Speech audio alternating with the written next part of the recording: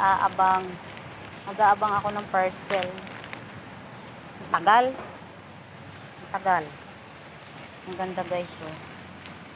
Ang ganda ng bulaklak. Ang daming bulaklak. Pero wala pa yung inaantay ko. Ang tagal. Wala, iiwan ko na lang to dito siguro. Wala pa naman. Ay, naku, wala pa, oy.